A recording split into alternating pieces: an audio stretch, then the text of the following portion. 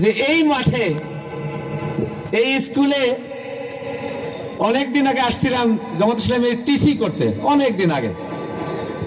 মাঝখানে 18 বছর আমরা এইভাবে খোলা ময়দানে আসার সুযোগ পাইছি? পাইনি। আমাদের ঘাড়ে চেপে ছিল এক ফেরাউনি ব্যবস্থা, একটা জুলুমতন্ত্র চেপে বসেছিল, একটি স্বৈরতন্ত্র চেপে বসেছিল। আল্লাহর অশেষ মেহেরবানিতে এদেশের ছাত্র জনতা সকলের প্রচেষ্টায় এবং আল্লাহর মেহেরবানিতে এই ফেরাউনি ব্যবস্থার অবসান হয়েছে, আলহামদুলিল্লাহ। ফেরাউন আমাদের কাছ থেকে বিদায় নিয়েছে, আওয়ামী জাহিলিয়াত বিদায় নিয়েছে, কি ঠিক না?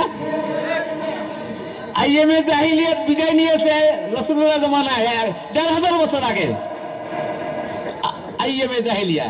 আর এই রিসেন্ট ৫ই আগস্টে বিদায় নিল নব্য আওয়ামী জাহিলিয়া, কি ঠিক না? ঠিক।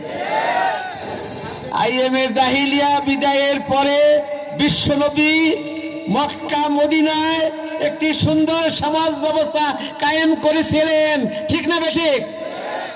আর এই আওয়ামী জাহেলিয়া বিদায়ের পরে এই বাংলাদেশে এই 18 কোটি মানুষের এই সমাজে এই দেশে একটি সুন্দর সুখী সমৃদ্ধশালী মানবিক ইনসাফ ভিত্তিক ওই বিশ্বনবীর আদর্শের আলোকে একটি সোনার বাংলাদেশ বানাবে কে? জামাত ইসলামী সহ এদেশের তৌহিদি জনতা ইসলামী সংগঠন, কথা ঠিক না ঠিক? আমার ভাইয়েরা, কাজেই আমি অনুরোধ করব, আসুন আমরা এই এক আল্লাহ তাআলা যে মহান সুযোগ দিয়েছেন এই সুযোগে কাজে লাগাই।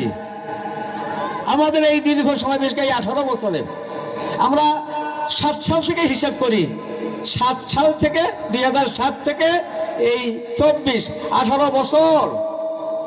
এই 18 বছরে আমাদের এই দেশে সংস্কৃতির নামে, গানের নামে আমাদের 18 কোটি মানুষ, বিশেষ করে যুবক যুবতীদেরকে বেহাপনার অতল তলে ডুবে দেওয়া হয়েছে।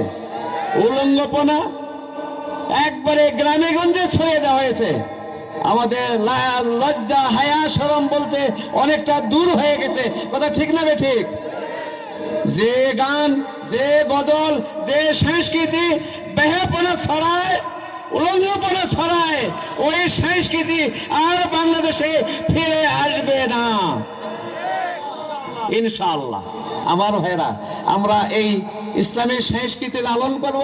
যে সংস্কৃতি, যে গান শুনলে আমার ঈমান বাড়ে, আমার আমল সুন্দর হয়, আমার চরিত্র সুন্দর হয়, আমার পারস্পরিক মহব্বত সুন্দর হয়, আমার সমাজ সুন্দর হয়, এমন সংস্কৃতি, এমন ইসলামী সংস্কৃতি আমরা শুনবো, বেশি বেশি করে গাবো ইনশাআল্লাহ।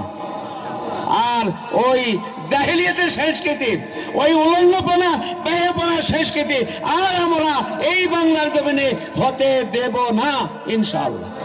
আমার ভাইরা, আসুন আমরা গান শুনি।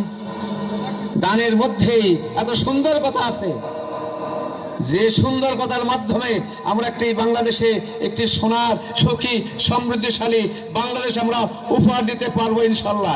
আপনাকে একটি সুখী সমৃদ্ধশালী বাংলাদেশ চান? যদি চান তাহলে আসুন, আগামী দিনে একটাই তো স্লোগান, আল্লাহর আইন চাই, সৎ লোকের শাসন চাই। এই স্লোগান আমরা বাংলাদেশে 53 বছর থেকে দিচ্ছি।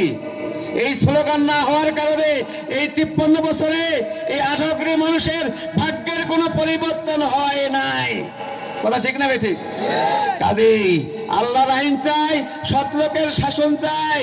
এই স্লোগান বাস্তবায়ন না হলে আর এই দেশের 18 কোটি মানুষের ভাগ্যের কখনো পরিবর্তন হবে না, হবে না, হবে না। আমার ভাইরা, সুযোগ আসছে সামনে, 1 বছর পরে হয়তো নির্বাচন হবে। আমরা আমাদের এক দফা স্লোগান, একটাই স্লোগান, কোন দফা নাই। আমরা ওই 6 দফা 11 দফা চলেই গেছে, বিদায় নিয়ে গেছে, পলাইয়ে গেছে 6 দফা 11 দফার জননী।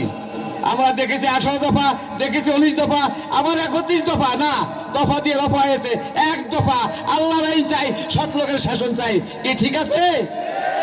এই আল্লাহর আইন যে সৎ লোকের শাসন চাই, এটার জন্য সামনে নির্বাচন। এই নির্বাচনে আমরা সৎ মানুষকে ভোট দিবেন ইনশাআল্লাহ। সৎ মানুষকে নির্বাচিত করে আমরা পার্লামেন্টে পাঠাবো।